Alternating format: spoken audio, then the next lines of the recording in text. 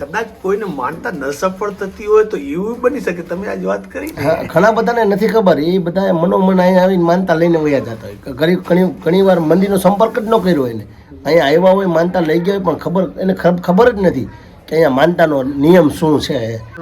અહીંયા ભીચરી માતાજીના નામનો કોઈ પણ ફાળો લેવા આવે કે ભાઈ ભીચરી માતાજીના મંદિરે અમારે જીર્ણોદ્ધાર કરવાનો છે, આ કરવાનું છે, તે કરવાનું છે, તો ભીચરી માના મંદિરથી કોઈ પણ વ્યક્તિ ક્યાંય ફાળો કરવા માટે જાતું નથી. જેથી કરીને કોઈએ ક્યાંય છેતરાવું નહીં. કોઈ મંદિરના નામે ફાળો લેવા આવે તો મારો નંબર છે કાર્ડમાં, એમાં મને કોન્ટેક કરો પિન્ટુ બાપુના નામ ઉપર. તો આ છે એમનો નંબર, પિન્ટુ બાપુ. બરાબર. એટલે ચોકસી કરી લેવાની કે ભાઈ આ ક્યારે આ મંદિર તરફથી અત્યાર સુધી ક્યાંય ફંડ ફાળો કરવામાં આવ્યો નથી. આની નોંધ લેવી જરૂરથી.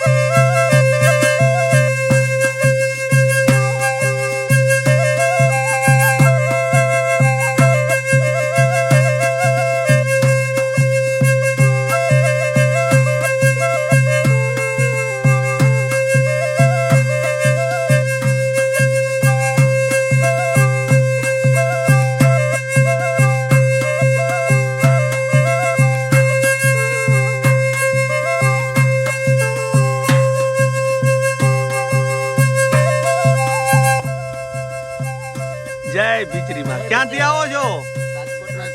વાહ વાહ. તકલીફ દૂર થઈ ગઈ? થઈ ગઈ? વાહ વાહ. શું તકલીફ હતી?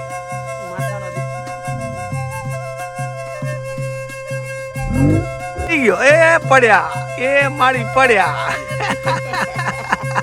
પડ્યા તો લાગ્યું નથી ને?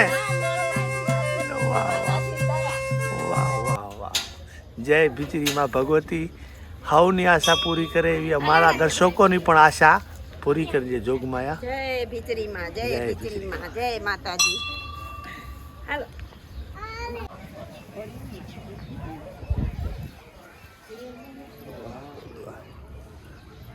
કેટલા લપસ્યા થયા? 4 થયા. હા, 7 થવાના હોય. 7 થવાના હોય.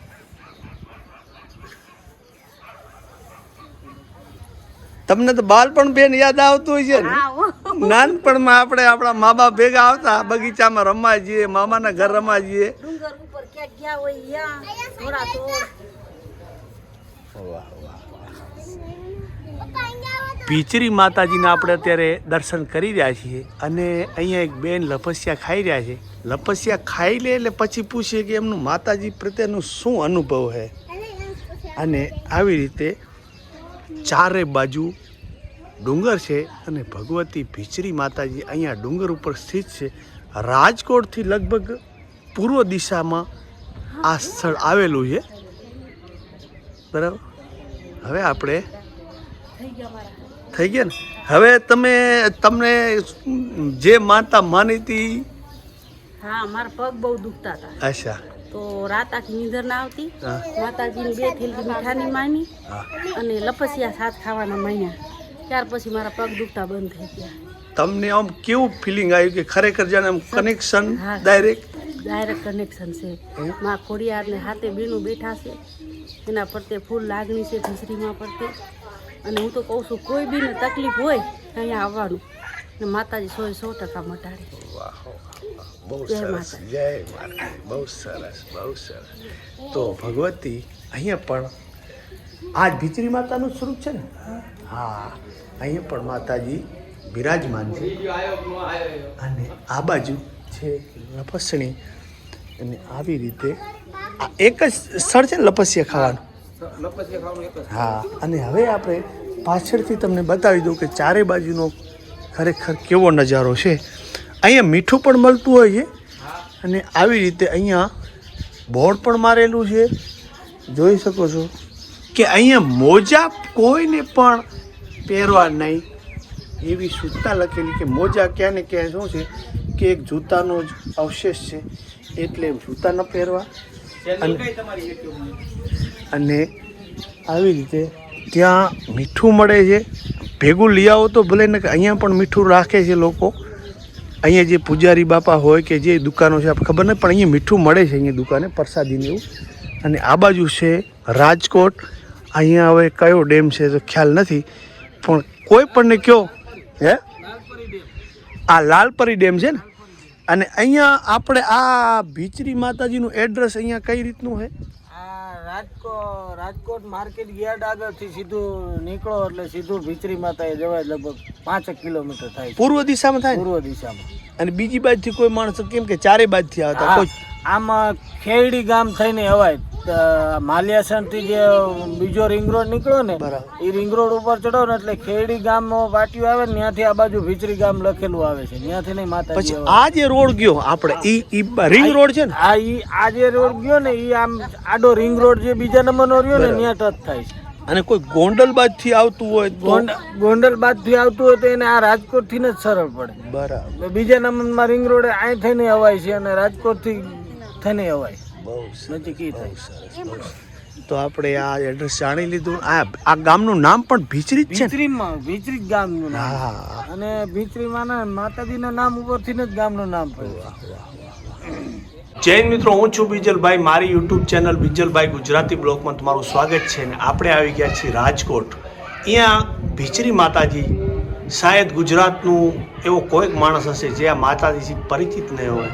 આપણે મંદિરમાં આવી ગયા છીએ અને મંદિરના જે પૂજારી બાપાજી એમનાથી વાત કરીએ કે ખરેખર જે લોકો ક્યાં ક્યાંથી આવતા હોય છે તો ખરેખર માતાજીની કેટલી પરમ કૃપા છે અને શું છે અહીંનું મહત્ત્વ એ આપણે બાપુના મુખે સાંભળીએ. બાપુ કેમ છો? જય માતાજી. જય માતાજી. જય માતાજી. હવે બાપુ હું છે ગાંધીધામથી આવું છું. બાપુ માતાજીનું નામ સાંભળીને તો અહીંયા પ્રોપર રીતે કઈ રીતનું માતાજીનું અહીંયા માનતા ચડાવવાની હોય અને માતાજી થોડીક પાયામાંથી વાત કરો કે ખરેખર માતાજીનું આમ શું રૂપ છે થોડીક મને તો કાંઈ હું અજાણ છું સાહેબ અહીંયાનું. બાપુ ભીચરીમાં છે ને આમ તમે જુઓ તો ખોડિયાર માતાજીનું સ્વરૂપ છે. 7 માતાજી છે. આવડ, જોગડ, દોગડ, હલબાઈ, બીજબાઈ, સાસાઈ, ખોડિયાર અને મેરખ્યો વીર પણ હારે છે. પણ ખોડિયારથી ઓળખાય નહીં. ખોડિયારનું સ્વરૂપ છે ઓળખાય છે ભીચરી માતાજીના. બરાબર. જે રીતે મામડિયા દે ચારણના ઘરે 7 જોગમાયા ઉતરે છે એવી જ રીતે ભોરિંગનાથના વચનની ખાતી સોયા બાટી ચારણના ઘરે 7 જોગમાયા અવતાર લે છે. સાતે માતાજીના નામ ઉપરથી અલગ અલગ 7 ગામના નામ પડે છે. જેમાંના ભીચરીમાં છે તો અહીંયા ભીચરી ગામ છે, શિહોરિયા બેઠા અહીંયા શિહોર ગામ છે, પીઠળાએ બેઠા અહીંયા પીઠળ ગામ છે, સુંદરી ભવાનીમાં બેઠા અહીંયા સુંદરી ભવાની ગામ છે, રખાઈમાં બેઠા અહીંયા રખાઈ ગામ છે, કરમાર માતાજી બેઠા અહીંયા કરમાર ગામ છે, અને કાતરોડ માતાજી બેઠા અહીંયા કાતરોડ ગામ છે. આવી રીતે 7 માતાજીના નામ ઉપરથી અલગ અલગ 7 ગામના નામ પડે છે, જેમાંના આ ભીચરીમાં. વાહ વાહ બાપુ, આ તો કેટલું વખત પહેલા ના છે, શું ખબર. હા, લોકવાયિકા આપણે કાંઈ જોયેલું જાણેલું ન હોય, આ ગઈ ત્યાં બધા વાતો કરતા હોય એ પ્રમાણે કે લોકવાયિકા આદિ અનાદિ કાળથી કે જે વખતે તરણેતરમાં દ્રૌપદીનો સ્વયંવર થયો, અર્જુને મચ્છરેદ કર્યો, માછલીની આંખ વીંધી અને સ્વયંવર થયા, ત્યારે અહીંયા દર્શન કરવા આવેલા અને અહીંયા લપસ્યું છે પથ્થરમાં. ઈ 7 લપસ્યા પાડોએ ખુદ ખાધેલા. આટલી જૂની લોકવાયિકા છે. ના ના હોય જ ગયો, ના કેમ હોય ના. આ તો ભગવતી, આ તો ભાઈ જગ જૂની જોગમાયા છે, કેમ ના હોય. હવે બાપુ તમે એમ કહો કે ખરેખર અહીંયા તમને તો હું પછી મળ્યો, હું અંજારમાં મારા દોસ્ત આહિર છે ધનજીભાઈ, એ અહીંયાથી લપસ્યું ખાઈ ગયા છે અને એમને આરામ થઈ ગયેલો છે અને હજી પણ આવવાના છે. તો અહીંયાથી 300 કિલોમીટરની 200 ઉપર કિલોમીટર થાય, ત્યાંથી જો માતાજીનો પડઘો પડતો હોય તો હવે હું ખરેખર જાણવા માગું છું કે કઈ રીતનું મીઠાની જે માનતા કાંક તમે હમણાં વાત કરી પ્રોપર રીતે એની શરીરમાં જો કોઈ પણ જાતની તકલીફ હોય, ધોળા ડાઘ, કાળા ડાઘ, મસા, હરસ, ખરજવું, ગુમડા, રહોળી, કપાસી, વા, પથરી, આંખનો દુખાવો, માથાનો દુખાવો, કમરનો દુખાવો, પગનો દુખાવો, કોઈ પણ જાતની તકલીફ હોય, 1 કિલો મીઠાની માનતા રાખો તમે ભીચરી માના મંદિરે, તમારું કામ સફળ થાય. 2 કિલો મીઠું ચડાવવા આવવાનું, દર્શન કરવા આવવાનું અને વળી પાછું અહીંયા હાથમાં લપસ્યા ખાવા આવવું પડે. આ પથ્થરમાં લપસ્યું છે, અહીંયા કોઈ પણ માનતા અહીંયા આવીને કોઈ વ્યક્તિ રાખે અને અહીંયા આવીને 7 લપસ્યા ખાવા પડે. માનતાનો રાખવાનો નિયમ ઘરેથી પણ છે કે કોઈ પણ વ્યક્તિ અહીંયા ના આવી શકે, અમે મંદિરે ઘરે બેઠા પણ માનતા રાખીએ કે જ્યારે એની મનોકામના માતાજી પૂરી કરે ત્યારે મીઠું ચડાવવા આવવાનું. ખાલી શરીરની તકલીફ હોય એવું નહીં, કોઈ પણ ઘરની તકલીફ હોય, નોકરીની તકલીફ હોય, કોઈ પણ તકલીફ હોય, બધી મીઠાની માનતાથી થાય. પણ મેં બાપુ પહેલી વાર સમજ્યું કે કોઈ દેવી દેવતા કેવી કેવી પ્રસાદી લોકો ધરાવતા હોય, માત્ર મીઠું જે દરેક રસોઈમાં પડે, એક માત્ર મીઠાનાથી જો માતાજી રીઝી જતા હોય તો એ આપણા ભારત વર્ષની એક કેવી અદ્ભુત ચમત્કાર કહેવાય. વાહ વાહ. પેલા તો તમારું નામ શું? બીજલભાઈ મારું નામ. બીજલભાઈ. આપણે દર રવિવારે અહીંયા ભીચરીમાના મંદિરે મહાપ્રસાદ હલાવે છે. છેલ્લા 4 વર્ષ ત્યાં દર રવિવારે 5 વાગ્યાથી તે રાતના 10 વાગ્યા કન્ટિન્યુ. તો પ્રસાદીમાં આપણે ગુંદી, ગાંઠિયા, ખીચડી, બટેટાનું શાક, છાશ દર રવિવારે આપીએ છીએ. અને બીજું કે મંદિરના નામની કોઈ ટેલ કે કોઈ ફાળો કે ક્યારે 45 વર્ષ મારા પપ્પા અહીંયા પૂજા કરતા, ક્યારે ક્યાંય ફાળો કરવાનો ભીચરીમાના મંદિર તરફથી ક્યાંય ફાળો કરવામાં આવતો નથી. અને જો કોઈ પણ વ્યક્તિ આવે ભીચરીમાના ફાળો કરવા તો મારું કાર્ડ હમણાં હું તમને આપું છું, એ કાર્ડ છેલ્લામાં મૂકી દેજો અને આ પિન્ટુ બાપુનો નંબર છે એમ કહીને એમાં કોન્ટેક્ટ કરવો. કેમ કે હમણાં મને આવી 2-3 રિક્વેસ્ટ આવી કે બાપુ ભીચરીમાના મંદિરનો ફાળો આવ્યો છે. ઓહો, માતાજી નામ ઉપર કોઈનું ચરી ખાય. હા, ચા ગાંઠિયાની પ્રસાદી આપણે બીજલભાઈ 365 દિવસ આપવામાં આવે. જ્યાંથી મંદિર ખુલે તે મંદિર વધાવીએ ત્યાં સુધી ચા પાણીનો, ચા ગાંઠિયાનો પ્રસાદ ચાલુ જ હોય, બંધ નહીં. અને મંદિરનો ટાઈમ સવારે 6 વાગ્યાથી કે સાંજના 8 વાગ્યા સુધી કન્ટિન્યુ, ક્યારેય બંધ નહીં. 365 દિવસ દર રવિવારે ભીચરીમાના મંદિરે મહાપ્રસાદ હોય. પ્લસ આખા વર્ષમાં એકવાર એવો આવે માતાજીનો કે અષાઢી બીજ. હા હા. દર અષાઢી બીજે 5,500 મણાનું રસોડ હોય, જાહેર આમંત્રણ હોય. એ અમારે ગામ સમસ્ત હોય.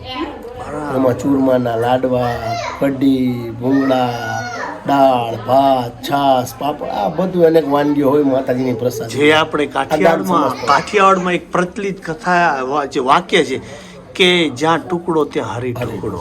વાહ વાહ વાહ, બહુ સરસ. તો હવે તમારું કાર્ડ પછી હું તમે લઈ લઉં. અને બીજલભાઈ રાત્રિ રોકાણ બનાવે છે ચોટીલાની જેમ છે. અચ્છા. આજની તારીખમાં અહીંયા ભીચરીમાના મંદિરે કોઈ રાત્રિ રોકાણ ન કરે. એટલે બાપુ એ તો જે અલૌકિક શક્તિ પ્રગટ થતી હોય એવું પ્રમાણ ને. હા, ચોટીલામાં કેમ છે હા. એ જ રીતે અહીંયા ભીચરીમાના મંદિર આજની તારીખમાં કોઈ રાત્રિ રોકાણ ન કરે. અચ્છા. અમે પૂજારી છીએ છતાં અમે ન કરીએ. કેટલા વાગે ઉતરી જાઓ બાપુ? અમે 8 વાગે. તાવો હોય, પ્રસાદી હોય તો તમે જાગી શકો, ભજન ભોજન કરી શકો બરાબર. પણ સુવાની મનાય અહીંયા સુઈ ન બરાબર કે એટલે એમને ખુશીથી આવ્યો હોય ત્યાં બેવું છે એમ નહીં. અચ્છા હોવાની મનાય એટલે ક્યાં ને ક્યાંય આ બાપુ પ્રમાણ છે જાગ્રત દેવતાનું હા. પ્રમાણ છે કે હા નહીં પ્રમાણ જાગૃત. અત્યારે હાલ બીજલભાઈ અમેરિકા આફ્રિકા લંડન થી માણસો અહીંયા આવે છે. ઈ તો અત્યારે ભગવતી ઘરેથી બહાર નીકળવાનો માણસ પાસે ટાઈમ નથી તો આ લોકોના કામ થતા હશે તો અહીંયા આવતા હશે. એમનો તો કળયુગના માણસો જો બહુ કઠણ અહીંયા હા. એમ કે માની અત્યારે આ પબ્લિક ને છે ને ચમત્કાર વગર નમસ્કાર નહીં. ચમત્કાર હોય તો જ નમસ્કાર છે, ના તો જ ના પબ્લિક આવે બધું. તો પણ બિલકુલ સાચી વાત છે મેં સાંભળીને હું આવ્યો છું અને જો આયા ભીચરીમાના મંદિરે દોરા ધાગા પાણી મતરવા ભભૂતિ મતરવી આને હું માનતો નથી. આ તો શ્રદ્ધા લઈને આવો ને શ્રદ્ધા લઈને જાઓ. તમારો વિશ્વાસ હા હા વિશ્વાસથી કામ થાય. તો માતાજીના ચરણોમાં વંદન કરીએ કે ભગવતી જોગમાયા જે કોઈ તારી આશા લઈને આવે એને તું પૂરી કરજે એવી માતાને વારવાર વંદન છે. આ છે બાપુનું કાર્ડ. હવે બાપુનું એવું કેવું છે કે બાપુ શું કીધું હમણાં તમે અહીંયા ભીચરી માતાજીના નામનો કોઈ પણ ફાળો લેવા આવે કે ભાઈ ભીચરી માતાજીના મંદિરે અમારે જીર્ણોદ્ધાર કરવાનો છે, આ કરવાનું છે, તે કરવાનું છે, તો ભીચરી માના મંદિરથી કોઈ પણ વ્યક્તિ ક્યાંય ફાળો કરવા માટે જાતું નથી નથી. જેથી કરીને કોઈએ ક્યાંય છેતરાવું નહીં. કોઈ મંદિરના નામે ફાળો લેવા આવે હા તો મારો નંબર છે કાર્ડમાં, એમાં મને કોન્ટેક કરો પિન્ટુ બાપુના નામ ઉપર. હા તો આ છે એમનો નંબર પિન્ટુ બાપુ બરાબર. એટલે ચોકસી કરી લેવાની કે ભાઈ આ ક્યારે આ મંદિર તરફથી અત્યાર સુધી ક્યાંય ફંડ ફાળો કરવામાં આવ્યો નથી. નથી. આની નોંધ લેવી જરૂરથી. તો જય ભીચરીમાં સાથ બાબુ. હવે તમે કીધું માનતા બધી રીતની હોય, મનોમન માનતા ને હવે તમે વિસ્તારથી થોડુંક કહો તો.